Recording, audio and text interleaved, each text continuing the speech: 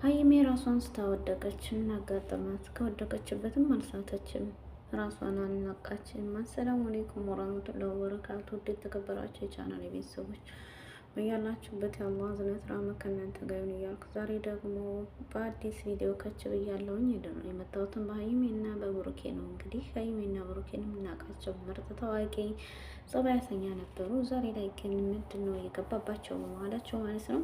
በመጀመሪያ ግን ከሁሉም ከማንም በላይ ለወንድማችን፣ ለአባታችን፣ ለየቲሞች አባት፣ ለደካሞች አባት፣ ለድሆች አባት፣ ለወጣቶች አባት ለማስተር አብነት አላህ ሱብሃነሁ ወተዓላ ጤናውን መልሶ እዛው ነበረበት በጎ አድራጎቱ ስራው እንዲመለስ ሁላችንም ሙስሊሞችን በዱዓችሁ ክርስቲያኖችን በጸሎታችሁ እያልኩ ብያለሁ ማለት ነው። ከዛም ሲቀጥል እንግዲህ ብሩኬና ሀይሜ በጣም የሚዋደዱ የምናውቃቸው ነበሩ። ዛሬ ላይ ግን በመሀላቸው እንግዲህ አንድ ሰው ሲዋደድ ምቀኛ ያተዋርለት ገብታለች።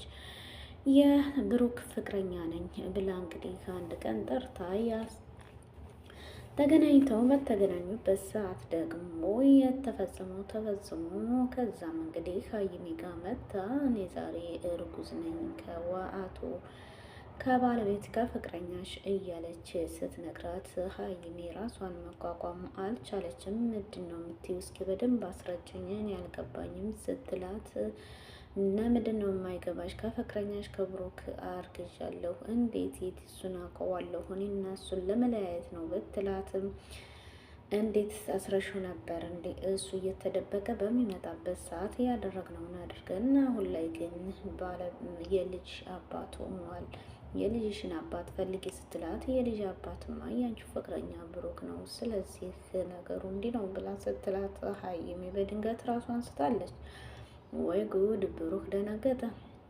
ሚፍታህ መጥቶ ነበር ሀይሜንና ብሩኬን ሊያስታርቅ ነበር። በነገራችን ላይ አልተሳካለትም። በድንጋጤ ሀይሜ ራሷን ስታ ወደ ሐኪም ቤት ገብታለች ማለት ነው።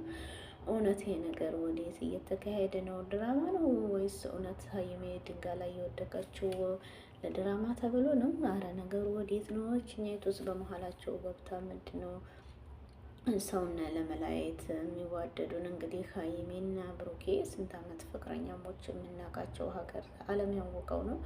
ዛሬ ላይ ደግሞ በመሀል መታ እንግዲህ እኔ ብሩክ ፍቅረኛ ነኝ እንዲህ ነው ነገሩ እኝኝኝ እየተባለ ወደዛ እየሄደ ነው። ወዴት እያመራ እንደሆነ ደግሞ አናቅም ማለት ነው። እንግዲህ ዛሬ ላይ ሀይሜ ብሩክ ሐኪም ቤት ገብታለች፣ ግን አልነቃችም። ብሩክ ደግሞ በጣም ተጨንቆ ሀይሜ አንድ ነገር ትሆንና ከአንቺ ራስ ላይ አልወርድም እያለ እየጨቀጭቃት ነው። ተከትለሽ ደግሞ ሐኪም ቤት ድረስ ለምን መጣሽ እያላት ነው። ነገራችን ላይ በገዛ መኪናው ራሱ ወስዶ ጉድ እኮ ነው። ለምን መጣሽ የሚል ጥያቄ አለ እንዴ? ወይ ብሩክ እና ሀይሜ እንደዚህም ድራማ ተሰራ ማለት ነው። እና ማን ቀርቶ ማን ይቀራል ማለት ነው። ግን ወይ ጉድ! ከይሄ ውርስ የተወረሰው እንግዲህ ከሩታና ከነ አብርሽ ይመስላል ማለት ነው። እና ሀይሜ ግን በእንደዛ አይነት ሁኔታ አናስባችሁም ነበረ። ለማንኛውም እንግዲህ ደስ ይላል። ሀይሜም የእውነት ደንግጠሽ ከሆነ አላህ ያሽርሽ እንላለን። እንግዲህ እርጉዝ ነኝ ተብዬ የመጣችውም እውነት ከብሩክ ነው ያረገሽው ወይስ ሌላ ከሌላ እርግዝሽ? እውነት ሀይሚን እና ብሩኬን ለመለያየት ሆን ብሎ የተሰራ ነው እየተባለ ነው። ኮመንታተሮች እንግዲህ ሀይሚ ተወዳጅና በብዙዎች የምትወደድ አፍቃሪ ቶሎሬች ስለሆነች እንግዲህ ሁሉም በለቅሶ ሀይሚን ምን አጋጠማት እየተባለ ስለሆነ እንግዲህ ነቅታ ከብሩኬ ጋር አንድ ሆኖ የሚመጡበትን ጊዜ ደግሞ አብረን የምንጠብቅ ይሆናል ማለት ነው። እንግዲህ ውድ ተከታዮቼ የሀይሜ አፍቃሪዎች፣ የብሩክ አፍቃሪዎች ሀይሜ ዛሬ ላይ ሐኪም ቤት ገብታለች፣ ግን እስካሁን አልነቃችም። የሚገርመው ጉዳይ ደግሞ የመፍታህ መጥቶ ከአዲስ አበባ መጥቶ ሀይሜንና ብሩኬን ለማስታረቅ ሲል ያልተሳካለት ጉዳይ ወዴት ሄደ ነው ማለት ነው። ጉድ ነው። እሱ ለማስታረቅ መጥቶ በድንገት ሐኪም ቤት ይዟት ይገባል። አረ ነገሩ ወዴት እየተሄደ ነው? እና ወዴትም እንደምንሄድ አናውቅም። ዙሮ ሀይሜና ብሩኬ ዛሬ ላይ እንግዲህ ክፍተት ፈርተው ነበር። በክፍተቱም መሀል ሀይሜ በድንገት ራሷን ስታለች። እሷም ከዚህ በፊት ያየነውን እንግዲህ ምራት ተመራራት ተብሎ ነበረ። እሱም ደግሞ ያው የድሮ ፍቅረኛ ስለሆነች ከእሷ ጋር ሄዶ ስለነበረ በስበቡ አስረግዘኸኛል የሚል ነው። ምን ሰራን ታዲያ አብረሽኝ የሆነን ሲላት ያን ሁሉ መዘርዘር አያቅተኝም። እንግዲህ አንተ እኔ ጋር እንደመጣህ አምናሃል። በዛ ሰዓት ደግሞ የተፈጠረው ተፈጥሮ እንግዲህ የልጅ እናት ሆን ያለሁኝ ዛሬ ላይ እንግዲህ የልጅ አባት ስለሆንክ የትም የሄድክበት እፈልግሃለሁ እያለችው እንግዲህ ብሩክን እየተከተለች ነው ማለት ነው። ጉድ ፈላ ዛሬ ጉድ ነው። ሀይሚ ሳምን ወጧት በድንገት እንግዲህ ራሷን ስታለች። መዋደድ አንዳንዴ እንዲህ ነው እንዴ ራስም ያስታል። ጉድ ነው። እና በቃ ብሩኬና ሀይሚ መቼም አይለያዩም። አሁንም እንግዲህ ብሩኬ ልጅቱ ላይ እየዛተባት ነው። ልጅቱም ከአንተ ራስ ላይ አልወርድም መቼም ቢሆን በማለት እንግዲህ ወይ የልጅ አባት ስለሆንክ የትም አታመልጠኝም፣ እሷን ተዋትናና ወደዚህ እያለች ይመስላል ማለት ነው። መፍታህ በጭንቀት መፍታህና እንግዲህ ብሩኬ ሀይሚ ድንገት ራሷን መሳት ጭንቀትና አደጋ ላይ ደርሶባቸው ይመስላል።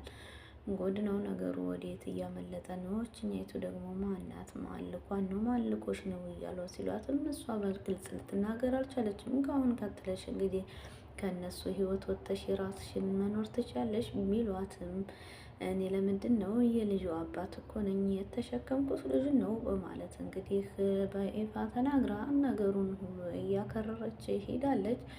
ነገሩ ይፈታል እያለው መፍታህ አሁን ላይ ግን ነገሩ እየከረረ ሲሄድ ግራ ገብቶታል ማለት ነው። የሀይሜ ድንገት መውደቅና የልጅቱ አርግዣለሁ ብላ መንጣት ጉድ እኮ ነው። ከዚህ በፊት እንግዲህ ለሀይሜ የሚላከው ቪዲዮ ከብሩክ ጋር የሚደረገው ስራ ነበረ። ሀይሜን ከብሩኬ እንድትነጣጠል አድርጓት በመስተመጨረሻም ደግሞ ራሷን እንድስት አድርጓል። ግን ከየት የመጣች ናት ይች ልጅ ማለት ነው? ማን ነው የላካት? እነዚህን ሁለት የሚዋደዱ ልትለያየ መጣች ወይስ ድራማ ነው ነገሩ? ወዴት እንደሆነ አልገባንም። ለማንኛውም እንግዲህ ወደፊት ደግሞ የምናይ ይሆናል። የሀይሜ አፍቃሪዎች ሀይሜና ብሩኬ እንግዲህ ልክ እንደ አብረሽና ሩታ ድራማ እየሰሩ መሆኑን ከዚሁ አረጋግጥላችኋለሁ ማለት ነው። ምንም እንዳትጨነቁ፣ ነገ ተነስታ ትመጣለች። ሀይሜም ያው የእውነት ይመስላል እንጂ ያው እንግዲህ ድራማው አንድ ሁለት እያለ እየቀጠለ ይገኛል ማለት ነው። እና ውድ አድማጮች ሀይሜ ነገ ተነስታ እንደምትመጣ በተስፋ እንጠብቃለን። ከብሩኬ ጋር እንግዲህ የተደረገው ቆይታ የብሩክም የልጅ አባት ሊሆን እየተዘጋጀ ይመስላል ማለት ነው። ሀይሜም ራሷን በሳተችበት እሱ በጭንቀት በሀይሜ ጉዳይ እየመጣ እያለ እየተከራከረ ነበረው። ጉድ ነው ነገሩ፣ ወዴት እንደሚያመራ ማናቅም ማለት ነው። እና ውድ ቤተሰቦች ቪዲዮን ላይክ፣ ሸር በማለት ካጠናክሩኝ ማለት ነው። ከዛም አልፎ በተረፈ እንግዲህ አዳዲስ ነገር ሲመጣ በዚሁ በቪዲዮ ከች ብዬ እመጣለሁኝ።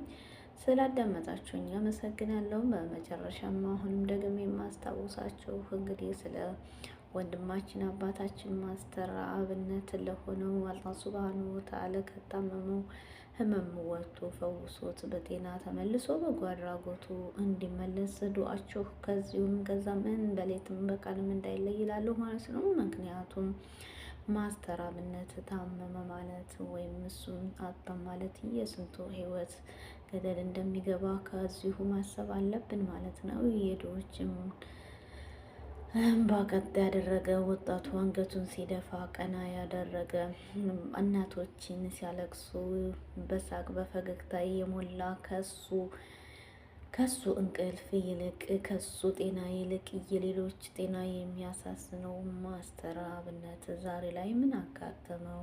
ማስተር አብነቱን የምንወዳለን እንግዲህ የደካሞች ዱዓ፣ የህፃናቶች ዱዓ፣ የወጣቶች ዱዓ መቼም እንደሚጠብቀው ግልጽና ግልጽ ነው። አላህ ሱብሃነሁ ወተዓላ እንግዲህ ጤና አድርጎት ወደዚህ ወደ ስራው እንደሚመለስ ሁላችንም በጸሎት ክርስቲያንም በጸሎት ሙስሊሞችን በዱዓ እንዳትረሱት እያልኩ አሳስባለሁ። ማስተር አብነት ማለት እንግዲህ የኢትዮጵያ ሕዝብ የድሆች አባት እንደሆነ ማንም የታወቀ በመልካም ስራውነት ተወዳጅ እየሆነ እንግዲህ ለአላህ ብሎ እንጂ የቆመ ለሰው ሳይሆን ማለት ነው።